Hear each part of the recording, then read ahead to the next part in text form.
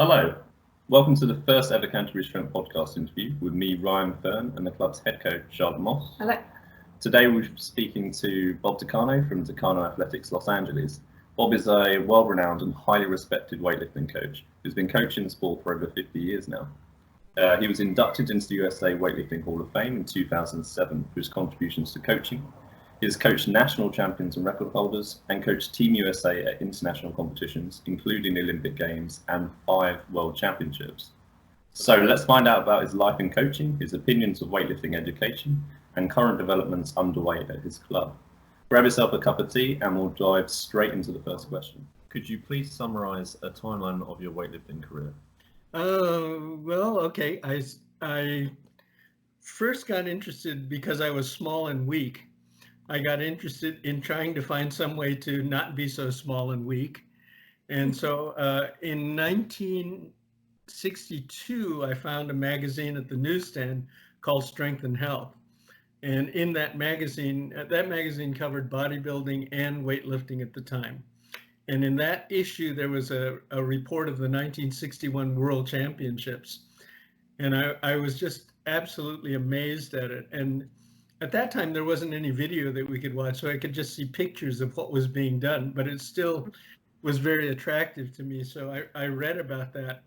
And then shortly thereafter, I actually attended a meet in downtown Los Angeles. And one of the competitors was Isaac Berger, who had been on the 56 and 64 Olympic teams. And so I got to see a Olympic level lifter actually competing, and I was just fascinated. Everything fascinated me. The sound of the plates sliding on the bar and the sound of the bar rotating when the guy lifted, that attracted me to it. And so I talked my parents into buying me a barbell set, and I started training in the backyard. And I finally got to the point where I joined the Los Angeles YMCA, which had a very good weightlifting team.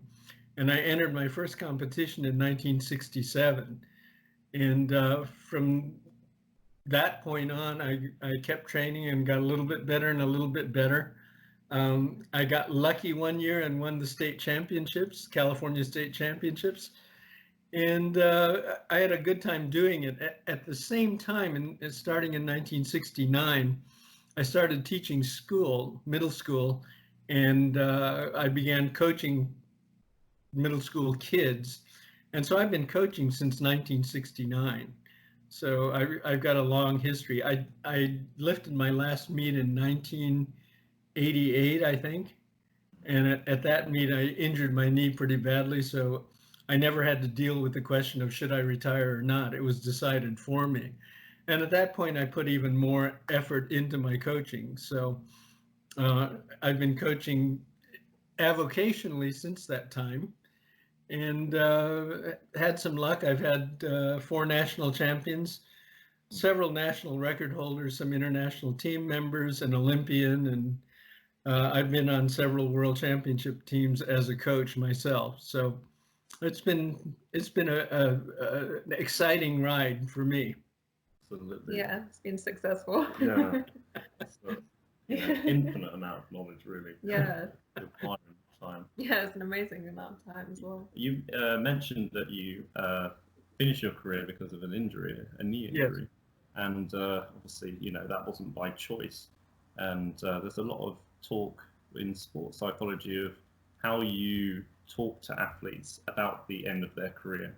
And I don't know whether with your athletes that you train now, you have, say, a process there. What do they do when they retire, or what are they planning to do on the next stage of their career? Because it actually causes a lot of issues for some people adjusting to that as well, especially if it's not a choice. I'm usually quite frank about that there is a time at which you may not find it as interesting to continue lifting. And certainly that was true for me. I didn't, even before I had that injury, I didn't want to put in all the work that it takes to make progress and still lift less than I did in my peak. So I think for the type of personality that is attracted to weightlifting, there comes a point where you'll decide that the effort is not worth it anymore. currently I've got several master lifters. I think I've got 8 master lifters, and so they're not quite dealing with that issue because most of them have come into the sport at a later age, at over 35, and some of them have never been athletes, and so they've never had to consider that. Some of them are. I don't know how it is in the UK, but in this country, there are people that believe that that there's such a thing as ageism, that there's a prejudice against people as they get older. And I need to explain to them that it's not a prejudice, it's just the rate at which the molecules bump into each other in your body. Yeah. So the reason that when you train when you're young and you get fairly immediate results is the molecules collide more frequently in your body. And as you get older, those collisions are less frequent. And so the progress isn't as rapid, and in fact may not happen at all. So I try to work with those people as best I can. So to get back to your original question, I really haven't had to deal with that too much. Most of my athletes, I think I've been able to get them very close to their potential. And then when they pass that peak, they realize that they're not going to go forward anymore. So most of them will voluntarily quit. Yeah. Most of them do not want to train really hard to be less than what they were. And do you find a lot of people going to coaching at this point? Some of them do, but I think to be a coach, you have to be somewhat of a nurturer. And the type of personality that's attracted to weightlifting is not necessarily a nurturing type. So the people that go into coaching, and it's certainly true in my case, are people that are so addicted to the activity that they have to be involved with it in some way.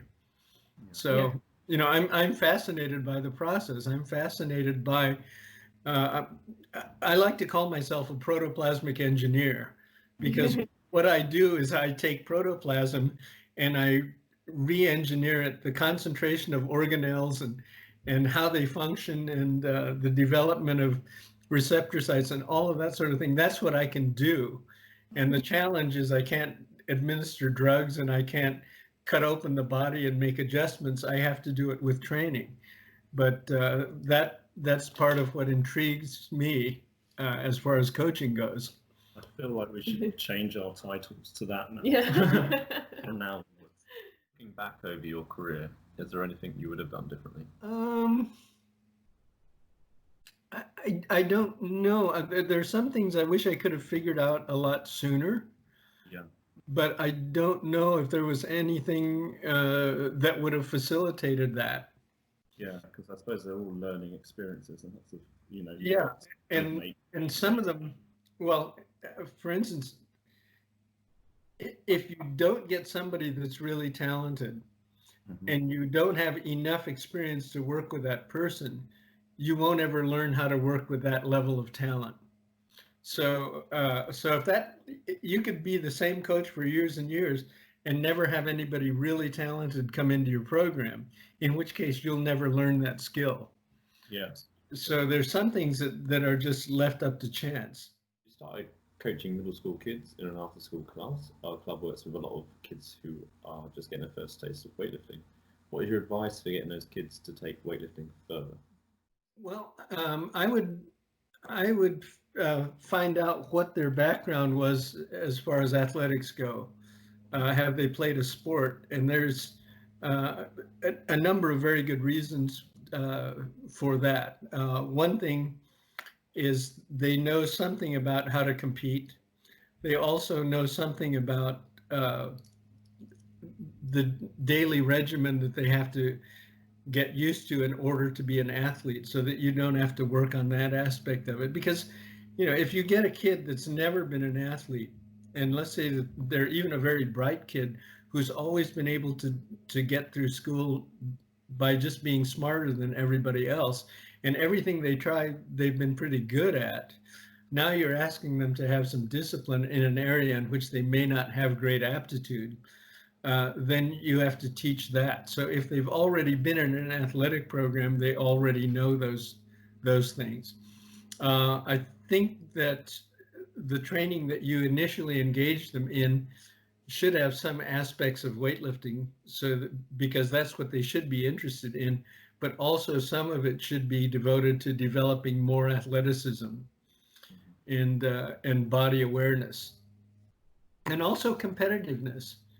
There are activities that you can do that actually in a place that has a good physical education program, they will be doing some of those things, but I think they need to be organized in such a way that they're complementary to the sport. I taught a little bit of middle school PE, and one of the things that we did on rainy days, we'd go in the gym and set out a mat and put a medicine ball in the middle and have two kids face each other over the medicine ball. And the idea was they had to grab it, and the first one who could stand up with it and put it over their head would be the winner. And it was called medicine ball wrestling, but it was very good for developing competitiveness. So a lot of kids now, they haven't been introduced to very competitive activities, or they've not had it reinforced. And so somewhere you've got to bring out that competitive spirit in them. It kind of highlights the importance of games as well in a structured session. Because we find that a lot, like I'd say a lot of the kids that we have come into the club haven't necessarily done another sport, and it's like Ryan said earlier, if their personality type doesn't really fit a team sport, they're new to individual sport and they haven't done team sport at all, so they're learning to be competitive. Yeah, so another thing that just occurred to me, it used to be in this country, and still to a degree, kids wanted to be weightlifters and their parents didn't want them to, because they thought it was just an oddball activity. And so the kids would do it just to spite their parents. Now we've got parents that want to be involved with everything their kids do. And a lot of them want to become directors of their child's athletic career. And so if I were going to set up a program again, I might actually try to set up a parents' auxiliary to educate the parents of new kids coming in, so that they understand what is an appropriate degree of involvement. Yeah. And also, I suppose, so they can role model the behavior that they want from their kids in terms of whether that's, sleeping. Like lifestyle discipline. Yeah, exactly. Yeah. When they're going to bed, what they're eating nutrition-wise. When they're eating. Yeah, it's really important. That's something. How to deal with disappointment. Yeah, exactly. How to lose. It's incredibly important because it's their key support structure as well, isn't it? And it's what's going to keep them, motivated, involved in the sport as they get older. Certainly at a young age, between 8 and 12, that's really crucial. That's where they're going to find all their support. Yeah, there's that, and there's also, one of the reasons for a weightlifting club is that it's a community, and you have a culture within that community, and it has values. And the kids and the parents are not going to learn what those values are just by you posting them up on the wall. They're going to learn them from interacting with each other. And so one of the reasons that I don't like online learning is you don't get that experience of interacting with other people that are a little bit more veteran than you are, and they can help you with a lot of things and detail type things that the coach can't necessarily address. Yeah, it's true. Like athletes will figure out ways to tape their thumbs, and they'll share that information, and I can't always be involved with that kind of detail, or even how to pack your gym bag. It's true. Yeah, it's a good way they solve problems that way, and then they exchange that information. And so if you're training by yourself and you never encounter these things, you'll never find out about them. So that your education as an athlete develops much more quickly in a weightlifting gym. Well, I suppose this question fits in nicely with that. How do you get your lifters to take responsibility and accountability for training and lifestyle? Is there anything you'd recommend to get that message across? No, we have I have our training programs posted on a computer, and so they can come in and I put them up by week, so they can come in and see what they have to do for the week. So it kind of gives them a chance to think in advance what the really hard days are like. And so they'll talk with each other about that and how they're going to be eating and how they're going to be sleeping. And they know that on certain days they're going to have to hit some fairly heavy weights for a certain number of reps, and they're kind of keyed in that way, and they're kind of curious about what each other is going to do on that day. So that helps to keep the enthusiasm and the interest up as well. And what would you say is a coach's personality or role in ensuring this club culture goes to plan? I think that a coach needs to understand the concept of leadership. The style with which you lead is going to be different, but you need to understand that you are the leader, that you are going to establish what are behavioral norms, what are the values for the group, and you need to understand when it won't really be understood until you take an athlete to competition and you're managing the competition. And then they understand that you're the one that's in charge. Their job is to lift the weights. They don't have to make decisions about things. And if there's a conflict with an official, you're going to step in and take care of that so that you shield the athlete from that disruption or distraction. So once you're confident with your role as an athlete, as a leader, then you can begin to be a more effective coach. Writing the training programs so that information comes from you, that's crucial to establishing that as well. Okay, so how do you build up that trust between coach and athlete? It's going to be challenging initially, but I think once the new athletes come in and they find that the more advanced athletes that are doing well hold you in esteem, then they'll just kind of fall into that. It's the first few months of being a coach, you have to work at developing that. But again, you always have this situation, especially when you have young people involved with aspiring athletes or with students. Some of them want to be friends, and you have to understand that people have to stay in their lanes if you're going to get this accomplished. Let's move on to a slightly different topic now. We're wondering if there are any particular coaches, athletes, or teams internationally that you think are on top of their game right now, and also whether you spend much time looking into this. Here and there, but what I like to do is I'll look at videos of the top athletes in world competitions and see if I can notice trends in their progress, trends in their technique, see if they have any strengths or weaknesses, see how well they perform, in the biggest meets. So it's not like I have a favorite team, and I look at all sports that way. Some of my friends think I'm unusual in that I can watch any game, and I watch the athleticism and the performance, and that's what's important to me, and not what some team that I like wins. You get rid of the bias. I don't really care about that. You can appreciate the sport more and the skill more, I think. Yeah, definitely appreciate the athleticism. How do you maintain a positive and motivational training environment? And can you share any information you have about your training philosophy and club values? Well,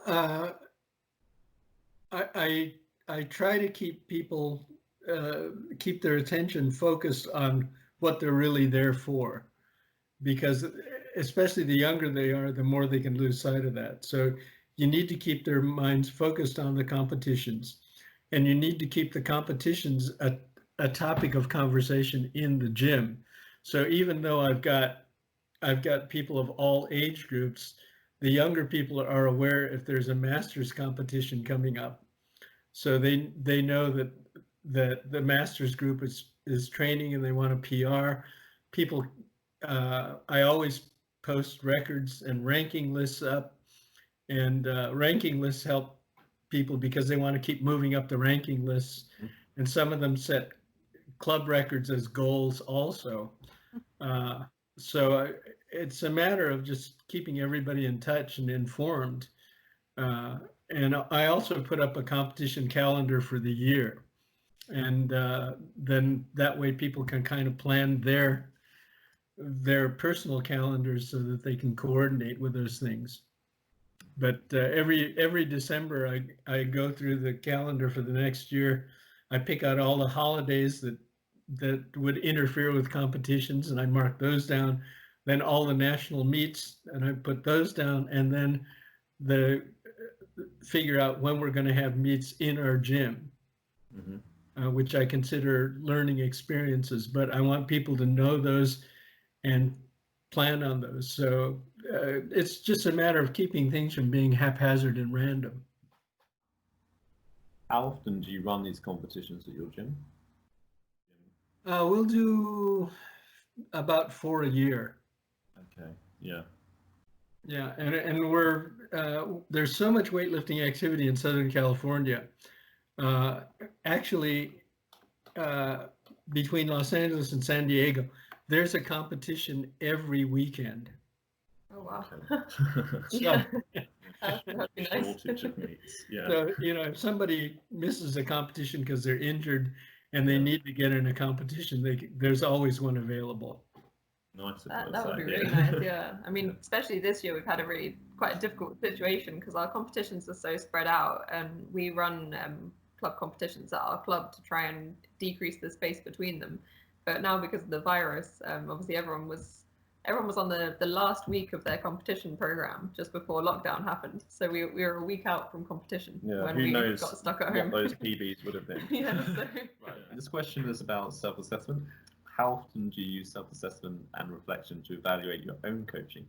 And do you get athletes to use these tools too to improve their own performance? Really, just after each competition, I take a look at how they performed, and then I analyze what could have been done to improve the training leading up to that. So if I see a situation where, like, let's say people's clean and jerks were not up to what I expected, what my targets were, then I have to go back and look at the training and determine whether or not the average intensity was high enough, or whether or not we didn't clean and jerk frequently enough. And then pretty much everybody in my gym is also keeping their own diary of their training. So they review that periodically to see what they've been doing as well. So what kind of information do your athletes record in their training journals? Body weight, any type, they, of course, they keep it, all of their sets and reps and what they made and what they didn't make, but or also any other disruptions that they may have had in their life, like final exams coming up, or the death of their favorite uncle or something. They need to keep track of those things too. So you point out in one of your articles that there's a real danger of weightlifting knowledge being lost in the next generation. The abundance of self-appointed but underqualified experts selling themselves as weightlifting gurus to gain more business isn't helping the situation. Other than spending more time at weightlifting clubs, gaining experience from other coaches, are there any forms of CPD that you would recommend to coaches, e.g. courses, reading material, that you'd personally recommend?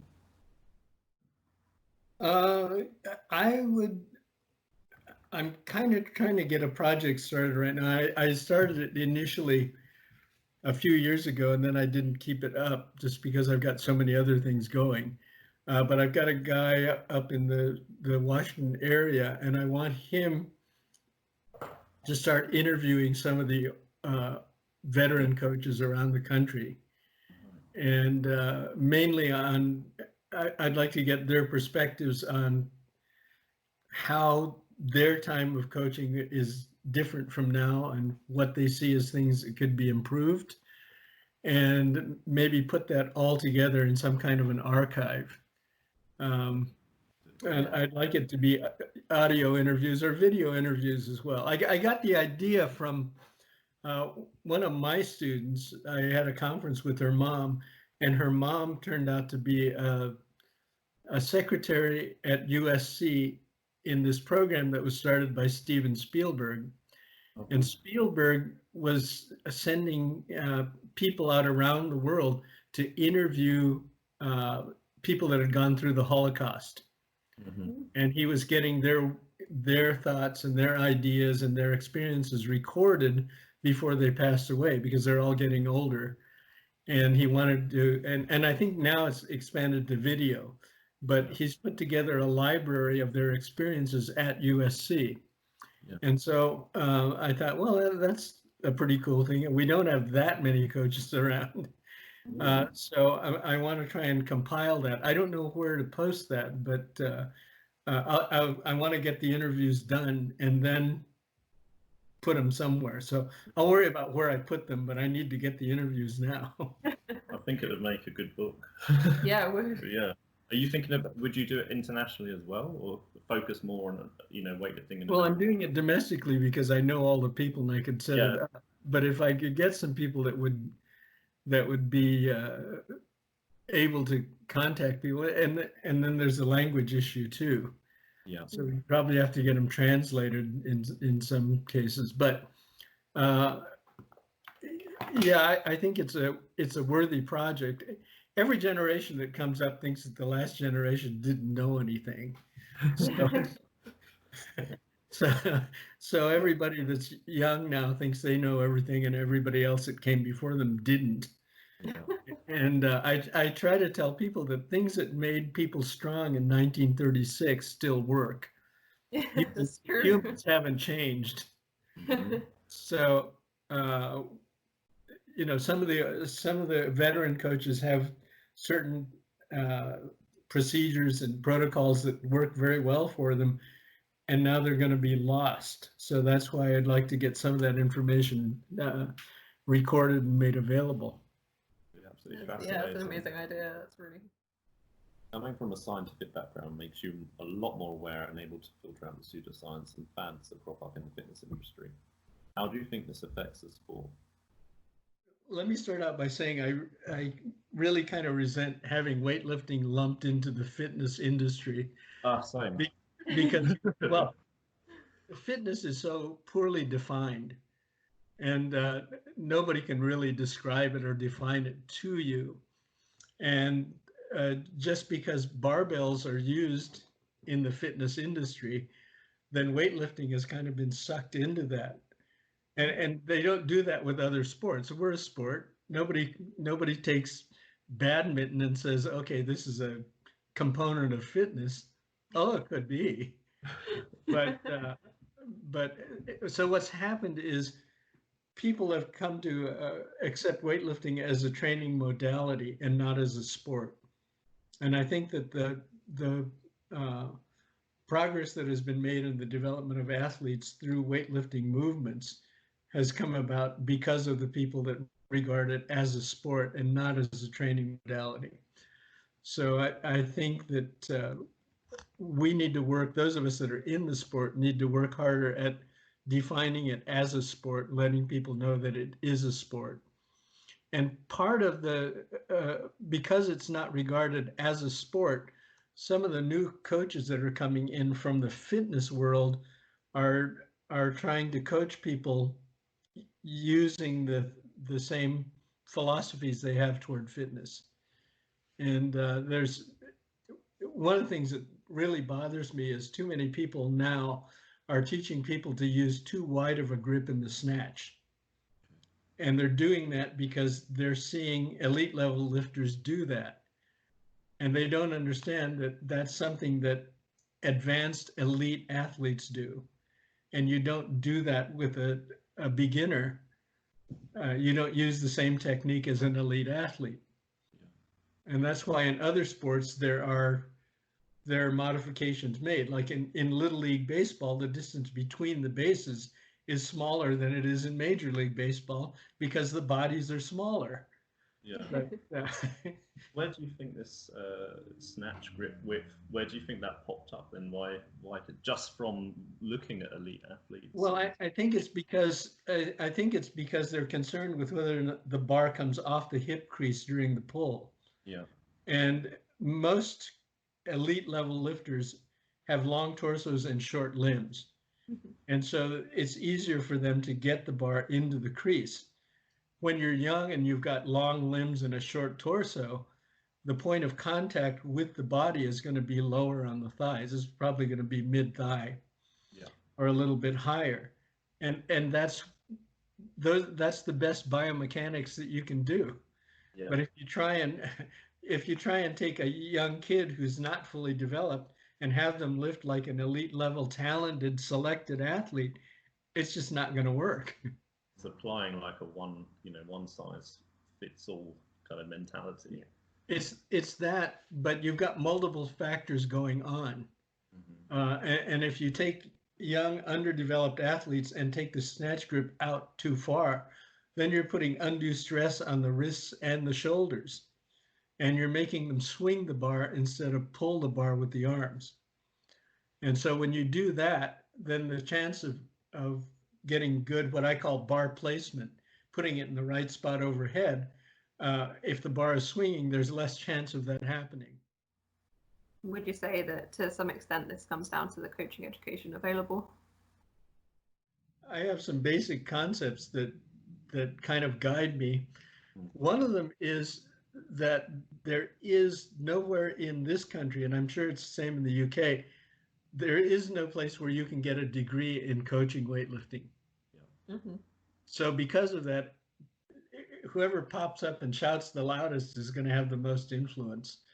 I don't know if are you familiar with the Eastern Bloc coaching education system? Yeah, to an extent. Yeah, but you could actually get a bachelor's degree, and then you could actually go on to get a PhD in coaching weightlifting. You could get a PhD in coaching each of the Olympic sports. And so there was, up to a certain point, there was a standardized curriculum. And all of those candidates for that, their first 2 years of college were 2 years of science and math courses.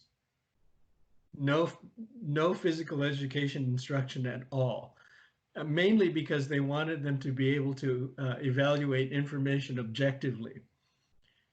We don't have that.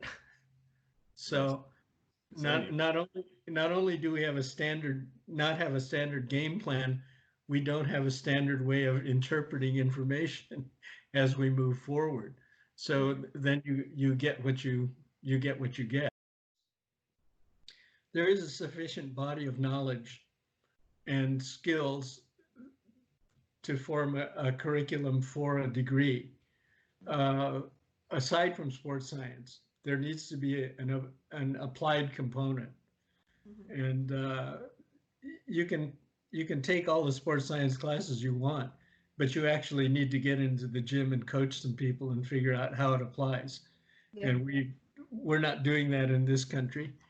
And it's like anything else is, how do you start a curriculum in a university if you don't have anybody with a degree in that subject to teach it? It's true. So here in LA, USC has actually started a major in designing video games. So you can go to USC and get a 4-year degree in designing video games. Well, to start that up, you're supposed to have a PhD in video game design to teach that, but I don't know if they found anybody to do that. Okay, this is a bit off topic, but I know you like to use kneeling snatches with beginner athletes. Would you be able to tell us a little bit more about them? Well, the purpose of the kneeling snatch is to teach your arms how to move properly. And you can't do it incorrectly from a kneeling position. You have to pull with your arms, and then you have to push with your arms at the top. And a lot of people don't realize that when you snatch, you have to pull and push. It's not a swing. if you look at video and you don't ever break down what's going on in the video, it looks like the bar is swinging and arcing, but it's not really. It's being pulled with the arms and then pushing with the arms, and the pushing is being done to move yourself under the bar more quickly. So the kneeling snatches will help with that arm movement. And then once they've mastered that, then we don't do that anymore. Yeah. And I think one of the things that needs to be emphasized, especially with beginning coaches, is when an exercise has served its purpose, then you get rid of it. Yeah. And then you move on to whatever they need to get fixed next. That leads us on to the last question, actually. We think it's really brilliant that you offer coaching internships. This is something that we're interested in developing at our club. Do you have any advice about how to implement these? I think what's worked with me is the interview that I do beforehand. So I've had 51 interns come through, and I would say all but 2 or 3 of them did pretty well. And I think it was because I was able to pre-screen them. And the interview process, I have some standard questions that I ask about their background to make sure that that they understand the ethos of being an athlete, and hence they could transfer that over to coaching. But the interview actually ends up being kind of conversational, and I find out what type of a person they are. And I don't want somebody in that's just wanting to add another merit badge to their resume. Yeah. I want somebody that really wants to learn it. So I think it's just a matter of finding the people that really want to be able to improve their coaching and benefit from the experience. Is there any kind of personality traits that you could identify, you would look for, as well as, you know, the desire to learn? How much do you look at their own weightlifting and technical knowledge beforehand? I would like them to have been a lifter, at least to the point where they've lifted in a couple of competitions, because I don't want to have to teach them the basics of technique. They should know that coming in. Yeah. I'd also like to find out if they've actually coached a sport, because I get people from fitness that have never coached a sport. Yeah. And so they're going to come in. If I get somebody like that, they don't know what it means to prepare somebody for a competition. And how do you figure out how that person's psyche works so that you can push the right psychological buttons to get the performance out of them? So I want somebody that understands that process. So they need to know technique. They need to know. Understand the idea of preparing an athlete for a competition. And then when they come in, we'll be talking all the time. And the second day that they're in, I'll assign them to coach somebody, either a beginner or depending on what their level of proficiency is. And I'll have them work not only with weightlifters, but I also have volleyball players and track and field athletes. I'll have them work with them just to see what their coaching technique is like and how well they can speak to athletes. You have to consider athletes in some cases to be a different species. So, you know, and they have certain behavioral tendencies, and you have to learn how to deal with those. And if you start seeing, you know, like I said before, you don't need them as peers. You're not there to make friends. You're there to get them to a certain point that they want to get to. Yeah. And if they want friends, they can go find them elsewhere. They can find them in the gym, but they don't have to be me. And I really think it's important to maintain that distance between you and the athletes. You may end up being friends eventually. If you've been coaching somebody for several years, you can end up being friends, but that doesn't mean that you get out of your lane. what is next for Takano Athletics? You know, future plans. You've spoken about the interviews that you want to do. So, anything else on the horizon? I'm working on a video course for beginners. Here's the problem that I see right now. There's too much information, and it's coming from all different directions. And somebody says, okay, you need to do this exercise, and you don't know how many reps to do, how frequently to do it, where to put it in the training program. And then somebody else will throw another thing at you. And most of the people that are starting out in coaching are one-trick ponies. They know one thing that works pretty well, and they throw that at every problem that comes along. So if you're new and you don't have a coach, you're bombarded with all this stuff, much of it valid, but there's no way to coordinate it all together. So I'm doing this course right now called the first 8 weeks or the first 9 weeks. I'm still working on it, so I don't know how long it's going to be, but it's going to have workouts for each day and videos of all the exercises to do and how to do them correctly, so that there's no guesswork. It's a roadmap for how to do the first 8 or 9 weeks of your training if you're a beginning lifter. And I also think it may be even more helpful to new coaches. If they can take athletes through this, then they'll begin to understand what the individual exercises and the dosing of the exercises, how that affects the development of the athlete. Yeah. So during the stay-at-home period, that's what I've been working on. So I've got the outline just about finished. I've got a lot of the video. I've got to put it together into a PowerPoint format, and then get the video from that, and then edit it and figure out the marketing for it. But that's the project I'm working on right now. And if that works out, then I'll do some more. We can't wait to see that come out. And that's all from us today. Thank you so much for listening. We hope you've enjoyed it. That's goodbye from Team Canterbury Strength.